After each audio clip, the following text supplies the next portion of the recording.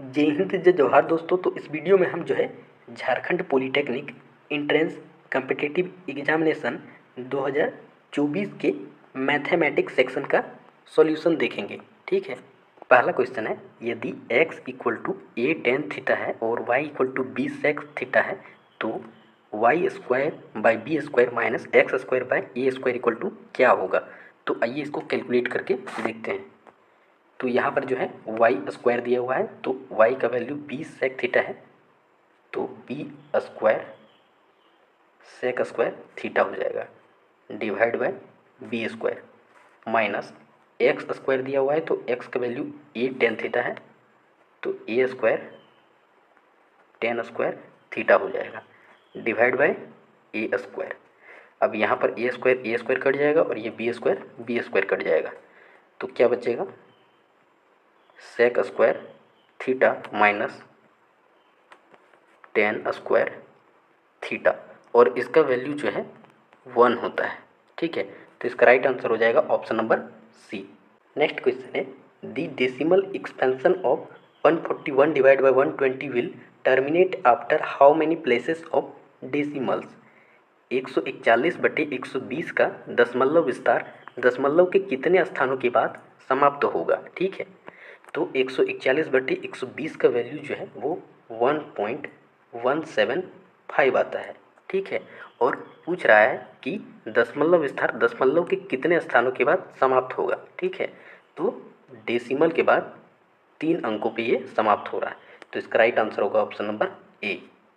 Next question है, if A B C and D are the vertices of parallelogram A B C D then the value of X is. ठीक है, यदि जो है बिंदु ए B सी और डी जो है समांतर चतुर्भुज ए बी सी डी के शीर्ष हैं, तो एक्स का मान क्या होगा।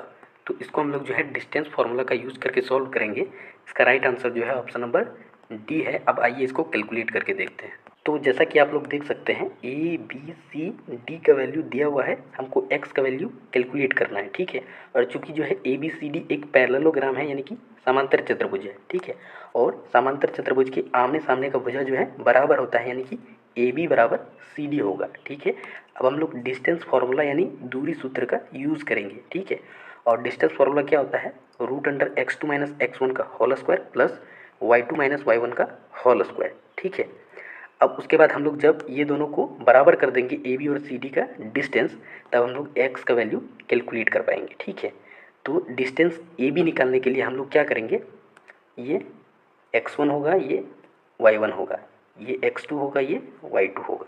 अब सबका वैल्यू यहाँ पे पुट कर देंगे। ठीक है, तो ये जो है 4 + 1 5 आएगा। ए बी डिस्टेंस जो है वो 5 आ जाएगा। ठीक है, अब सी डी डिस्टेंस कैलकुलेट करना है। ठीक है, तो सी डी के लिए ये x1 होगा, ये y1 होगा, ये x2 होगा, ये y2 होगा।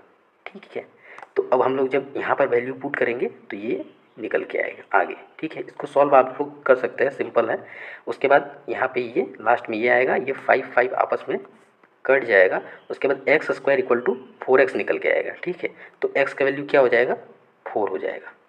तो आप लोग जो है इसको सिंपली कैलकुलेट कर सकते हैं डिस्टेंस फार्मूला का यूज़ करके। ठीक है, इसमें कोई दिक्कत नहीं आएगा। और एक चीज़ यहाँ पे जो है आप लोग सोच रहे होंगे कि ये रूट अंडर कहाँ गया। ठीक है, तो चूंकि जो है दोनों साइड रूट अंडर आएगा, है ना, तो दोनों का रूट अंडर जो है आपस में कैंसिल हो जाएगा, इसलिए हम लोग रूट अंडर यहाँ पे नहीं लिखे हैं। ठीक है, तो इसका राइट आंसर क्या होगा, ऑप्शन नंबर डी 4 आ जाएगा। ठीक है, तो इसको आप लोग सिंपली जो है कैलकुलेट कर सकते हैं। आप लोग शॉर्ट में भी कैलकुलेशन कर सकते हैं, हम दिखाने के लिए जो है इतना बड़ा डायग्राम वगैरह बना के ऐसे वैसे किए हुए हैं, है ना। नेक्स्ट क्वेश्चन है, the simplest form of sec square theta minus 1 by cosec square theta minus 1। ठीक है, इसको कैलकुलेट करना होगा। तो sec square theta minus 1 by cosec square theta minus 1 का वैल्यू जो है वो कॉट स्क्वायर थीटा होता है। ठीक है, और चूंकि 1 बाय कॉट थीटा जो है वो टेन थीटा होता है। ठीक है, तो 1 बाय कॉट स्क्वायर थीटा क्या होगा, टेन स्क्वायर थीटा होगा। ठीक है, और चूंकि यहाँ पे क्या है, सेक स्क्वायर थीटा, तो sec square theta minus tan square theta equal to क्या होता है, 1 होता है। तो इसका राइट आंसर क्या हो जाएगा, option number D. Next question है, in the given figure O is the center of a circle. PQ is a chord and PT is the tangent at P. POQ is equal to 70 degree. Then find the measure of कोण TPQ. ठीक है, यहाँ पर जो है आकृति में O वृत्त का केंद्र है, PQ एक जीवा है. ठीक है, PQ क्या है, एक जीवा है, और PT P पर स्पर्श रेखा है. ये PT जो है P पे एक स्पर्श रेखा है. POQ जो है 70 डिग्री है. POQ ये 70 डिग्री है. ठीक है, तो कोण TPQ का माप याद करें. ये TPQ, इस कोण का माप ज्ञात करना है हम लोग को. ठीक है, तो आइए जो है इसको कैलकुलेट करके हम लोग देखते हैं. ठीक है, तो यहाँ पर एक जो है ट्रायंगल है, ट्रायंगल POQ. ठीक है, इसमें आप लोग देख सकते हैं कि जो साइड्स हैं OP इक्वल टू है OQ के, और ये क्या है, रेडियस है, तो आपस में बराबर होगा. और चूंकि आप लोग एक थ्योरम पढ़े होंगे कि किसी भी त्रिभुज के संगत भुजा बराबर होते हैं तो उसके संगत कोण भी बराबर होते हैं. तो ये भुजा आपस में बराबर है, तो कोण ये और ये जो है आपस में बराबर हो जाएगा. ठीक है, और चूंकि इस कोण का मान हम लोग को पता है कितना डिग्री है, 70 डिग्री. ठीक है, तो इस ट्रायंगल में ये जो एक ट्रायंगल है, यहाँ पर ये P है, ये Q है और ये O है, ये बराबर है, तो ये कोण भी बराबर होगा, और इसका मान जो है 70 डिग्री दिया हुआ है. ठीक है, तो चूँकि ये एक त्रिभुज है और त्रिभुज के तीनों कोणों का योग 180 डिग्री होता है. ठीक है, और ये दोनों कोण आपस में बराबर है, तो दोनों को x मान लेते हैं, तो क्या हो जाएगा, x प्लस 70 डिग्री. ठीक है, तो 2x इक्वल टू क्या होगा, 180 माइनस 70 यानी 110 डिग्री. तो x का वैल्यू कितना हो जाएगा, 55 डिग्री. ठीक है, तो इस x का वैल्यू कितना आ गया, 55 डिग्री. 55 डिग्री आपको याद रखना है. अब आगे हम कैलकुलेट करते हैं. ठीक है, तो देखिए ये एक स्पर्श रेखा है, ये आपका जो है त्रिज्या है. ठीक है, और चूंकि आपको पता है कि स्पर्श रेखा त्रिज्या पे क्या होती है, 90 डिग्री का कोण बनाती है. ठीक है, और यहाँ पर ये आपका जो वो जीवा है, P Q और O. ठीक है, और ये आपका T है. तो आपको क्या निकालना है, TPQ निकालना है, इसका वैल्यू निकालना है. और चूंकि आपको इसका मान पता है कितना दिया है, 55 डिग्री, अभी हम लोग कैलकुलेट किए थे. ठीक है, और चूंकि ये पूरा कोण कितना है, 90 डिग्री, और आपको क्या निकालना है, सिर्फ इस कोण का मान निकालना है. तो आप लोग क्या करेंगे, 90 में 55 घटा देंगे, तो आपको कितना डिग्री मिलेगा, 35 डिग्री. ठीक है, तो इसका राइट आंसर क्या होगा, ऑप्शन नंबर बी. आप लोग को अगर नहीं समझ में आ रहा होगा ठीक से, तो आप लोग जो है एक बार यहाँ पे देख सकते हैं, मैंने इसको सॉल्व किया हुआ है. ठीक है, पहले हम लोग जो है त्रिभुज POQ को मान लेके जो है ये x का वैल्यू 55 डिग्री कैलकुलेट किए हैं. और जैसा कि आपको पता है कि स्पर्श रेखा त्रिज्या पे लंब होती है, उसके बाद जब ये कोण निकालना है तो 90 से 55 घटा देंगे तो 35 डिग्री आंसर आ जाएगा. ठीक है, नेक्स्ट क्वेश्चन है, how many terms of AP, और AP क्या है, 18 16 14. ठीक है, should be taken so that some is 0. ठीक है, AP दिया हुआ है कि कितने पद लिए जाने चाहिए ताकि उनका योग क्या हो, शून्य हो. तो यहाँ पर हम लोग जो है SN का फॉर्मूला यूज करेंगे. SN इक्वल टू क्या होता है, n/2 into 2a plus n-1d. ठीक है, और SN चूँकि क्या है, 0 है, n तो हम लोग को कैलकुलेट करना होगा, और ये 2, उसके बाद 2a, तो a का वैल्यू क्या है, 18 है. ठीक है, तो जो पहला टर्म होता है उसी को हम लोग a बोलते हैं, तो a का वैल्यू क्या होगा, 18 होगा. तो 2 इंटू 18 क्या होगा, 36 प्लस n-1, तो n तो कैलकुलेट करना है -1, और d कितना है, तो d होता है a2 माइनस a1. a2 कितना है, 16 माइनस a1 कितना है, 18. ये क्या होगा, -2 हो जाएगा, -2. आगे ये 2 इधर आके मल्टीप्लाई होगा तो 0 ही हो जाएगा, तो ये n, ये 36. ठीक है, उसके बाद यहाँ पे प्लस, और यहाँ पे -2 और n का मल्टीप्लाई करेंगे तो -2n आएगा. ठीक है, तो ये जो है -2n होगा, और -1 और -2 का मल्टीप्लाई करेंगे तो माइनस माइनस प्लस, और 2 इंटू 1 2, तो +2 हो जाएगा. ठीक है, अब आगे जब इसको कैलकुलेट करेंगे, ये क्या होगा, 0 के बराबर हो गए यहाँ. आगे जब इसको कैलकुलेट करेंगे तो ये क्या होगा, 36 2 38 माइनस 2n, 38 माइनस 2n, और यहाँ n से मल्टीप्लाई होगा. ठीक है, अब आगे अगर हम लोग देखें तो क्या कर सकते हैं हम लोग जो है यहाँ पे जब n को जो है हम लोग अपोजिट साइड में लेके जाएंगे तो ये यहाँ डिवाइड में आ सकता है। ठीक है, तो 0 को किसी से डिवाइड करेंगे तो क्या आता है, 0 ही आता है। ठीक है, तो 38 माइनस 2n का वैल्यू क्या होगा, 0। ठीक है, तो 2n का वैल्यू कितना हो जाएगा, 38। तो n का वैल्यू क्या हो जाएगा, 19। ठीक है, और 19 अगर हम लोग देखें तो किसी भी ऑप्शन में नहीं दिया हुआ है, किसी भी नहीं, तो नन ऑफ दिस इसका आंसर हो जाएगा। ठीक है, इनमें से कोई नहीं, इनमें से कोई नहीं इसका आंसर हो जाएगा। ठीक है, यहाँ पर हम लोग SN फार्मूला का यूज़ किए थे और आप लोग जो है उस फार्मूले का यूज़ करके ही निकालना पड़ेगा और वो फार्मूला याद करना पड़ेगा। ठीक है, दो फार्मूला याद करना पड़ेगा, एक SN equal to n/2 2a plus n-1d, एक ये फार्मूला, और एक AN equal to a plus n-1d। ये दो फार्मूला आपको जो है AP में याद होना चाहिए। ठीक है, और इसका यूज भी करना आना चाहिए, है ना।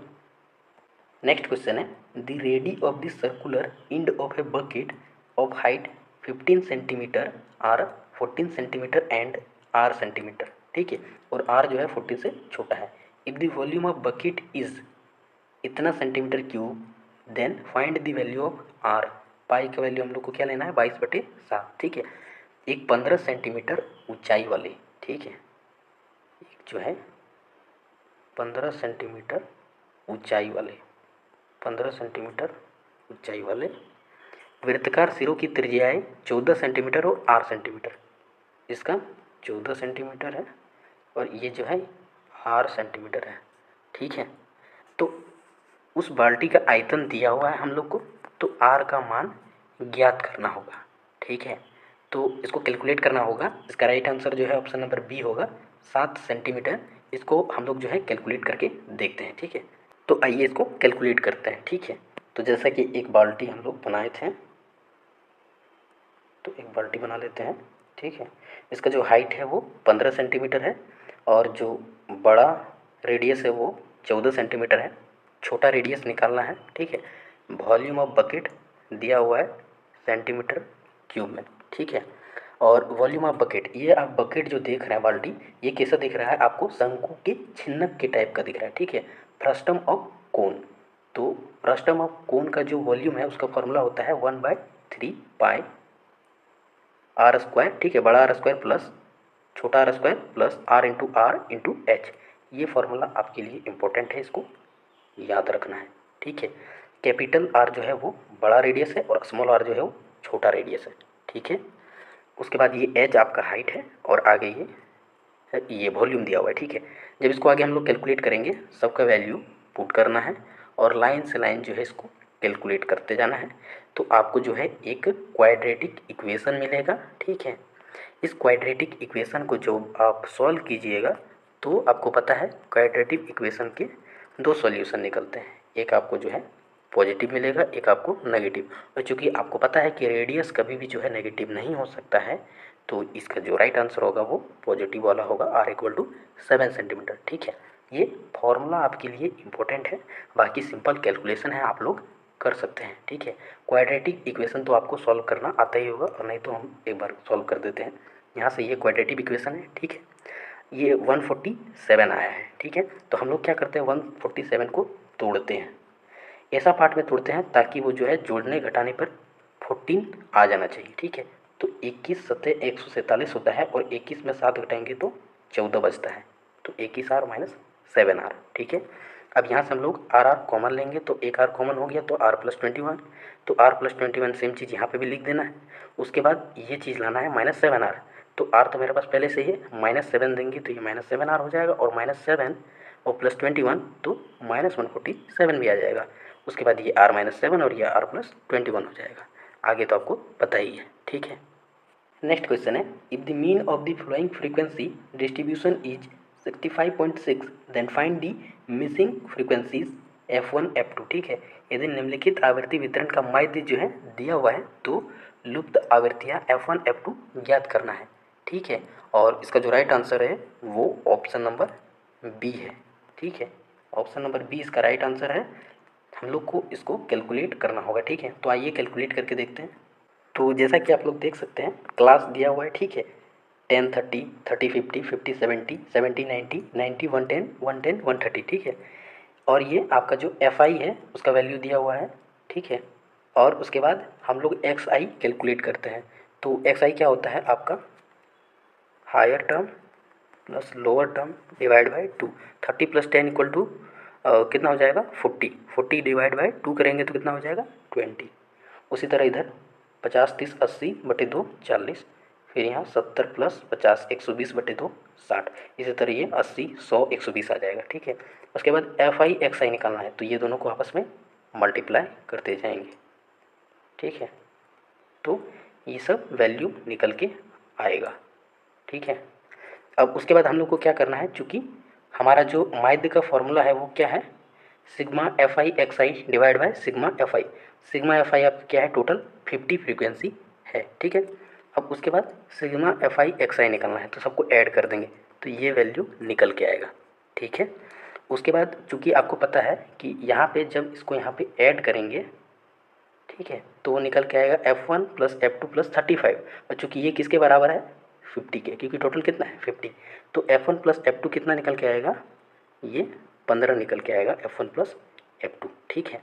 और चूँकि अगर हम लोग सिर्फ F1 चाहेंगे तो वो 15 माइनस F2 हो जाएगा, ठीक है। सिंपल है, प्लस माइनस की चीज़ है, कोई दिक्कत नहीं है। अब आगे हम लोग इसको कैलकुलेट करेंगे। तो यहाँ पर जो है मेन कैलकुलेशन है, एक्स का वैल्यू क्या होता है, एक्स यानी माध्य, ठीक है। इसका वैल्यू क्या होता है sigma F I x I divide by sigma F I. X माध्य क्या दिया हुआ था, तो माध्य हम लोग को जो है 65.6 दिया हुआ था, ठीक है। सिग्मा एफ आई एक्स आई हम लोग अब यहाँ पे कैलकुलेट किया है, और सिग्मा एफ आई जो है 50 दिया हुआ है, ठीक है। उसके बाद ये सिंपल कैलकुलेशन है, इसको हम लोग काट छाट करेंगे।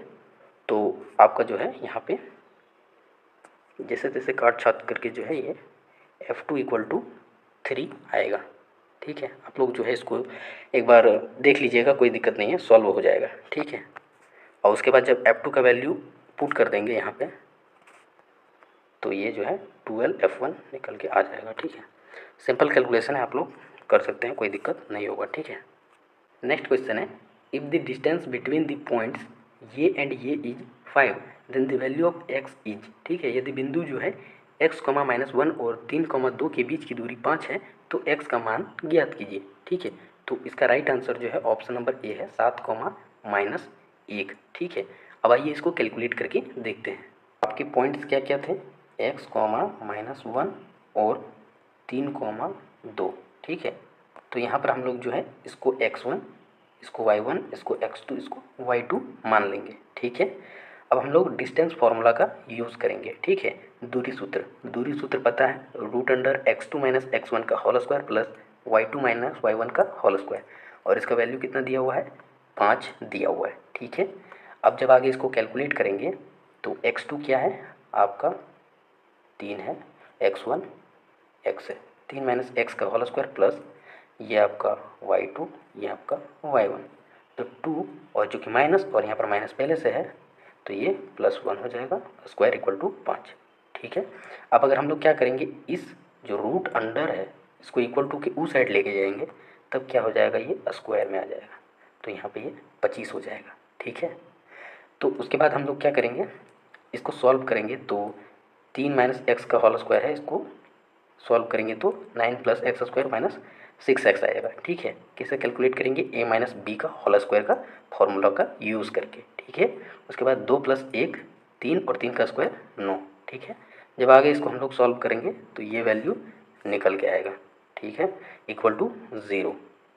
अब उसके बाद आगे हम लोग जो है ये क्वाड्रेटिक इक्वेशन आ गया है, और क्वाड्रेटिक इक्वेशन सॉल्व करने का हम आपको बताए थे कि जो ये लास्ट वाला है इसको ऐसे मतलब गुणज में तोड़ना है, ताकि जोड़ने या घटाने पे जो है ये बीच वाला आना चाहिए, ठीक है। तो 7 को क्या कर सकते हैं, 7 × 1 7 आ सकता है, 7 में 1 घटाएंगे तो 6 हो जाएगा, ठीक है। तो ये x² और -7x + x, तो क्या हो जाएगा -6x हो जाएगा, यानी सही जा रहे हैं, ठीक है।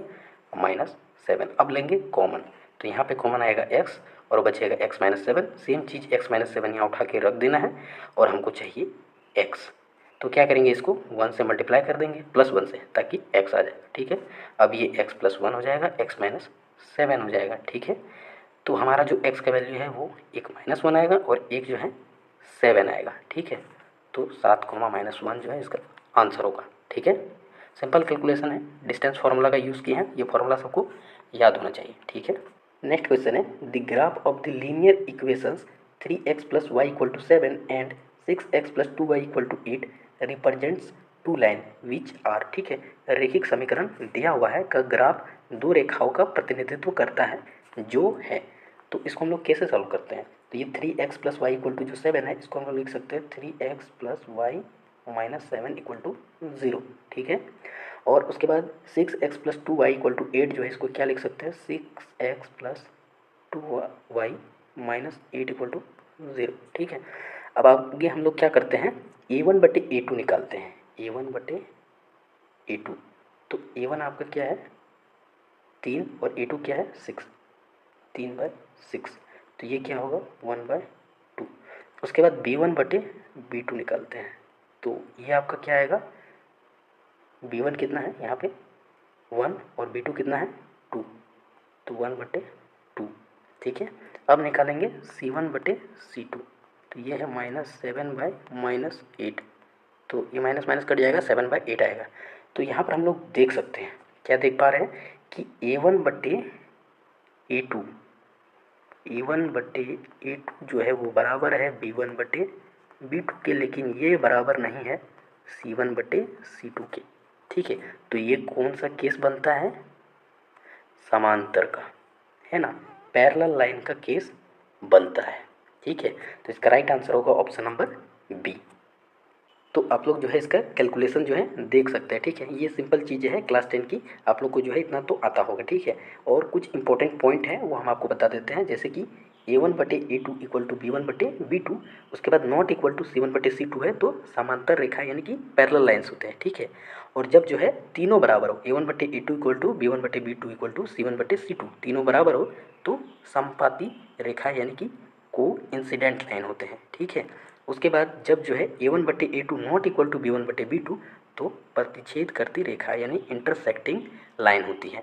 ठीक है, तो ये तीनों पॉइंट जो है आपके लिए इम्पोर्टेंट है। ठीक है, बाकी यहाँ पे a1 b1 c1 कैसे आया, तो सिंपली हम आपको बता देना चाहेंगे कि जो x का गुणांक है, ठीक है, तो वो आपका जो है a1 है, y का गुणांक जो है b1 है, और यहाँ पर जो ये अचर है, ठीक है, ये आपका जो है c1 है। ठीक है, तो ये जो कांस्टेंट टर्म है वो आपका क्या है c1 है। ठीक है, तो ये आपका जैसे एक इक्वेशन बनता है ax + by + c = 0, ये टर्म का यूज़ करके हम लोग a b और c को बोलते हैं a1 b1 c1। ठीक है, तो इतना आपको आता होगा आई थिंक। ठीक है,